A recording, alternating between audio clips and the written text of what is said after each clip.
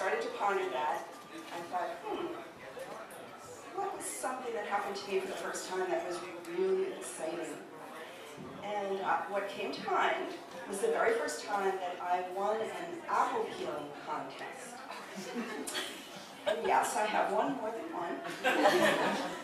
And this was something that happened a good number of years ago at a fair out in Lancaster County. I think the place was called Millbridge Village. And I'm going to just insert here that I was very pleased when I came in tonight and I saw that there were a lot of people who were around my age, or possibly even older, because at a point later in my story, I'm going to make a reference that won't mean anything to really young people, but some of you are going to know what I'm referring to, so that's good. So at this country fair, they announced a number of different events that were going to take place during the day, and one of them was an apple peeling contest. And I thought, I want to do that. I'm not a competitive person in any kind of normal, healthy sense. Like, I don't play tennis or chess or anything like that, but there are certain things that I just like to be able to beat people at. And it just so happened that many years before that, I had seen, here's the reference, I had seen on a show called I've Got a Secret, a person, see, who remembers? You do, right? I've Got a Secret, sure, it was on for years. And so people came on, we have a secret, the people who were in the panel had to guess what it was. This turned out to be a guy who was a, I guess you can't call it professional, I don't know if there's a profession of apple peeling, but he was a big-time champion apple peeler.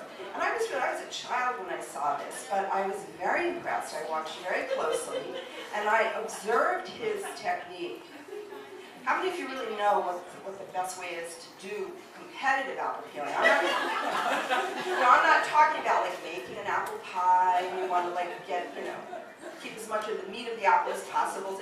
That's one thing, and we can all do that, right? But competitive apple peeling, you probably don't know, and you probably would make an incorrect assumption here, because a lot of people think that when you peel competitively, you're peeling for speed, right? No, you're peeling for length. So, the guy who was on I've Got a Secret, he of course demonstrated what he did, and he took the apple, and you're given a knife to peel, not a potato peeler type thing.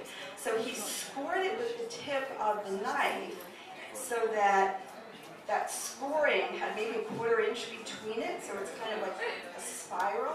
So if you just start slicing, you're going to have something that's not going to get very long. But by scoring, he gave himself a little guide and then could very carefully begin to peel. So you know how it is in life, there are these things that just you happen to come upon, and something in you says, don't forget this.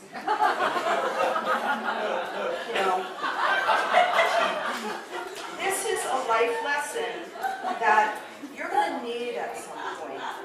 So I never forgot it. So here I am at this fair, and we've been there for a couple of hours, and I couldn't quite figure out, I didn't hear anything announced about an apple peeling contest, and finally it was getting later, and we were going to leave. We went to the parking lot, we were in the car, summer, so the car windows were open, and I heard them announcing the apple peeling contest.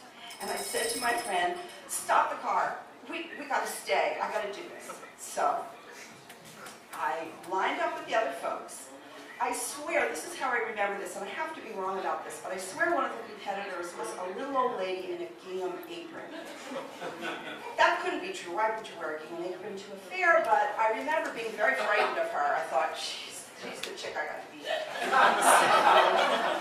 So they rang the bell. We started, and these people are just there peeling. They're all hyped up. They got the adrenaline going. And they're doing this thing, and before long, they're done with their apple, and their peel is maybe this long. I very methodically am scoring my apple with the tip of the knife, and then I begin my careful peeling. Of course, the peel can't break because you lost your length. So eventually, my peel was so long that they had to help me up onto this picnic table so I could stand. As amazing as it is, my peel was longer than I was. And guess what? I was the winner. Yeah, so pay attention to those little things that may stand you in good stead at some point in your life, and you too could win a shoe fly pie.